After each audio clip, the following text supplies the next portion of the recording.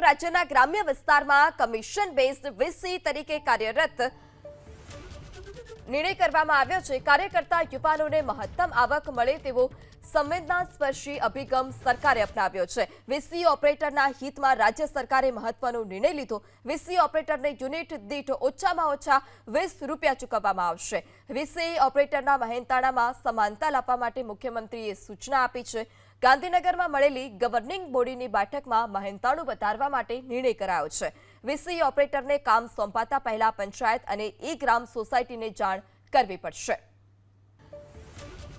નિર્ણય કરવામાં આવ્યો છે। કાર્યકર્તા યુવાનોને મહત્તમ આવક મળે તેવો સંવેદનાસ્પર્શી અભિગમ સરકારે અપનાવ્યો છે। વીસી ઓપરેટરના હિતમાં રાજ્ય સરકારે મહત્વનો નિર્ણય લીધો। વીસી ઓપરેટરને યુનિટ દીઠ ઓછામાં ઓછા 20 રૂપિયા ચૂકવવામાં આવશે। વીસી ઓપરેટરના મહેનતાણામાં સમાનતા લાવવા માટે મુખ્યમંત્રીએ સૂચના આપી છે।